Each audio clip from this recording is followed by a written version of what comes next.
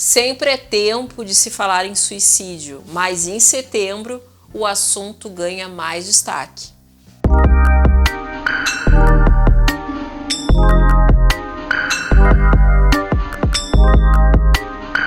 Setembro é o mês de se falar em suicídio, uma das principais causas de morte no Brasil e no mundo.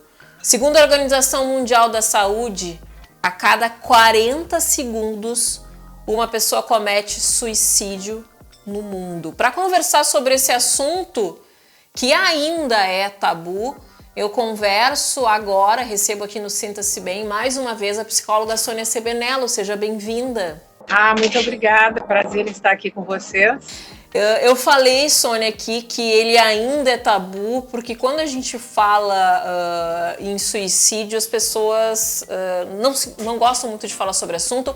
Até pouco tempo atrás, a mídia não divulgava casos de suicídio, não se falava realmente, e hoje tem o Setembro Amarelo e cada vez mais se fala sobre isso. Falar sobre esse assunto é importante? É importantíssimo, né? Na verdade, todas as questões que a gente pode abordar, se aproximar e esclarecer, né, através do diálogo, elas se tornam menos ameaçadoras, né? É o princípio da psicoterapia, né? A psicoterapia é basicamente a palavra, né? E a escuta, né?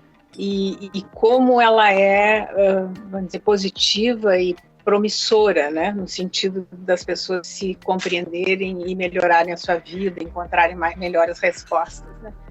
Assim é com um tema como este, né? Até aqui se tratou como tabu, né?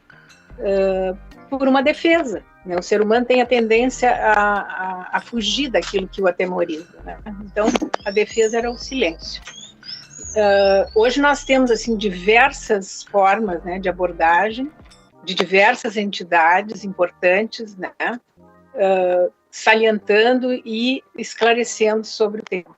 E as pessoas podem conversar com as pessoas ou com a pessoa que está próxima e que se apercebe que essa pessoa não está bem. Falar é uma forma importante, é uma catarse, é uma forma de comunicar.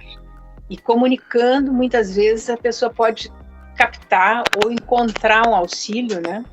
Não só na palavra do outro, no acolhimento, mas também numa orientação. Então, é importantíssimo, né? Principalmente que a pessoa que sente a angústia, a depressão, os sintomas, né, que são diversos, e é importante também reconhecê-los, né?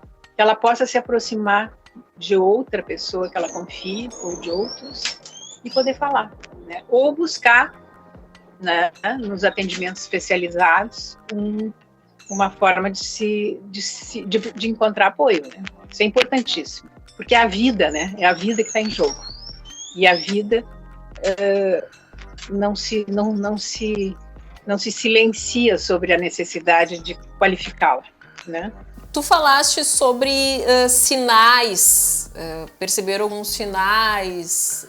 Quais são esses sinais? Como que os familiares podem identificar um sinal ou um comportamento de alguém que pretende cometer suicídio? Há como perceber esses sinais? Sem dúvida, né? Às vezes os sinais são, e a mudança de comportamento, ela é insidiosa, ela é lenta, e as pessoas na correria do dia a dia às vezes não se apercebem. Mas eu já tive atendimentos de famílias, principalmente, que houve suicídio e que ninguém percebeu, né? Então é muito traumático isso, porque depois vem um sentimento muito grande de culpa, né? E de não se perdoar, né, por não ter visto, né? Mas assim, tem vários sinais, né? É o recolhimento, o isolamento,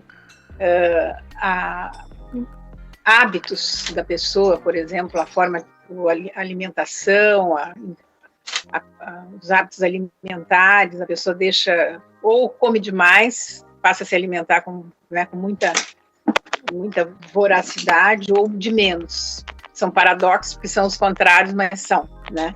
O sono, né?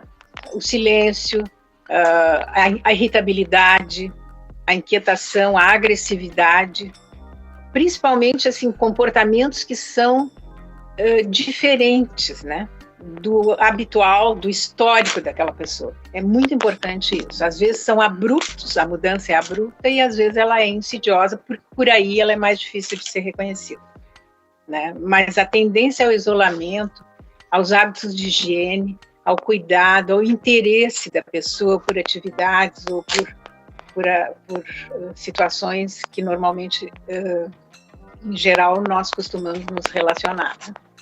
Então, são vários sinais, mas principalmente a mudança, né? Quer dizer, se você tem uma dúvida, se você convive com alguém que está despertando em você alguma dúvida, é importante se aproximar e conversar. Porque se nessa conversa, evidentemente não tem magia, né?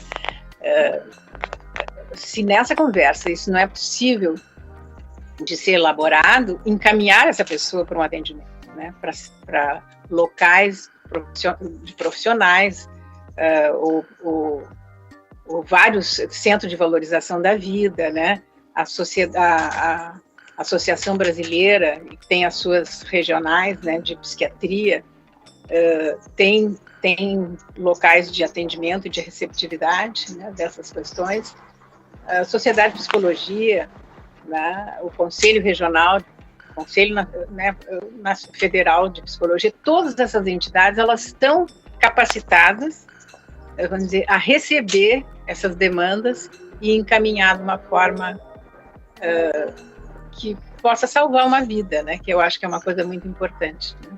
Quem avisa, eu cresci, na verdade, escutando aquele velho ditado que cão que ladra não morde, que quem fala que muitas vezes vai cometer um suicídio, quem diz assim, eu não presto para nada, ninguém gosta de mim, enfim, não sei o que eu estou fazendo aqui nesse mundo. Esse tipo de frase, quem é familiar deve estar atento, porque sim, quem avisa que vai cometer suicídio comete? Não se sabe, pode ser que sim e pode ser que não, mas uma pessoa que expressa esses sentimentos, ela está dando um recado, né? De alguma forma ela não está bem. Ela pode até não chegar ao ato suicida, mas ela já está no estado de sofrimento. Isso é uma representação de sofrimento. Autoestima, né? Depreciativa, a pessoa não se sentindo com valor e se sentindo, vamos dizer, com pouca inserção e com pouca valorização no mundo, né? Então, isso é um sintoma. Então, não vamos jogar com a sorte ou com o azar, né? Vamos deixar, pode ser que isso passe ou não. Quer dizer, isso é uma comunicação de sofrimento. E a pessoa que está em sofrimento, ela tem que ser acolhida e a gente tem que ter proximidade, solidariedade para poder chegar. E às vezes também é uma exigência da pessoa que está próxima, mesmo que não seja uma pessoa com sintomas, forte, né? Porque estamos exigindo que as pessoas se aproximem de algo que elas também têm medo, né? Mas é diferente uma pessoa que está comunicando esse sofrimento e uma pessoa que está percebendo, mesmo que ela se sinta inibida ou constrangida ou com temor, a diferença, vamos dizer, de condições é grande.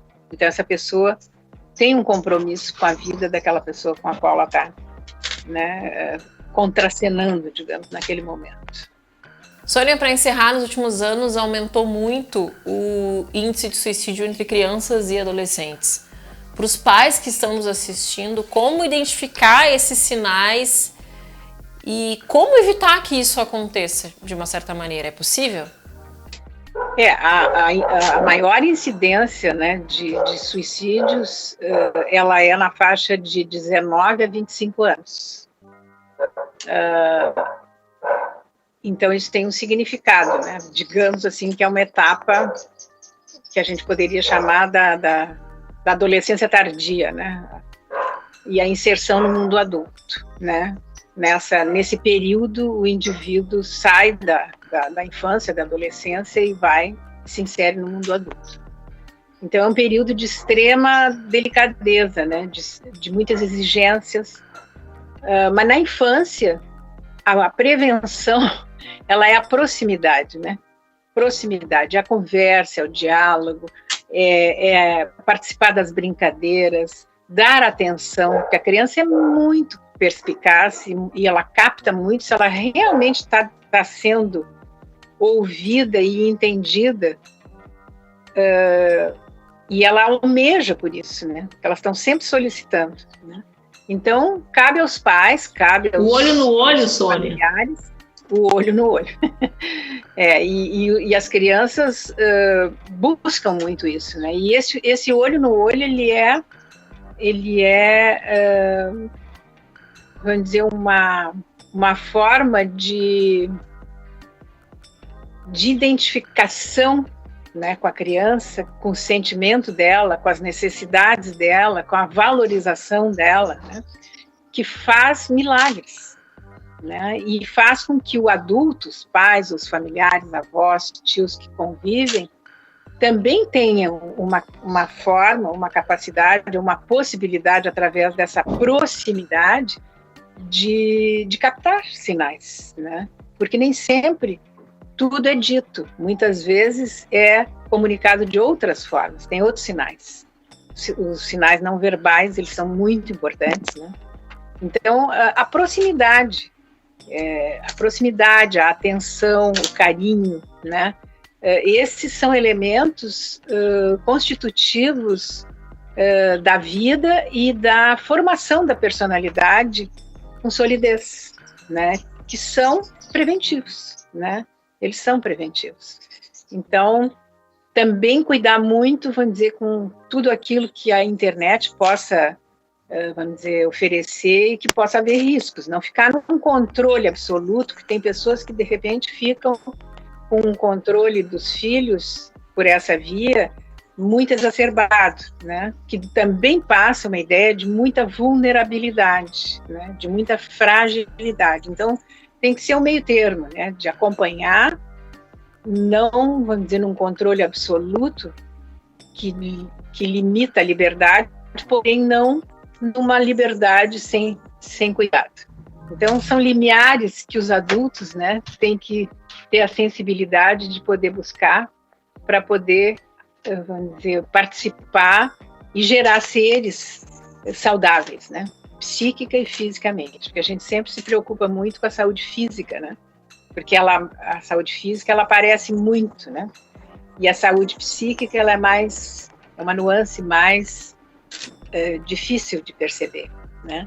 Uma vez um casal me procurou há muitos anos atrás para avaliar o filho, com uma indicação da escola de dificuldades emocionais, e ao final eles disseram, bom, nós vamos dar uma pensada, né, no caso de encaminhá-lo para psicoterapia, porque se é uma fratura exposta, a gente vê, né, a gente enxerga, e isso aí a gente não sabe. Então, são duas vias, né, importantíssimas, né, corpo e mente. Sônia, muito obrigada pela participação. Tenho certeza que o conteúdo da nossa conversa é de extrema importância e que sirva de amparo e de orientação para quem está nos assistindo também. Obrigada. Obrigada, eu que agradeço e espero também que tenha esse efeito positivo, né?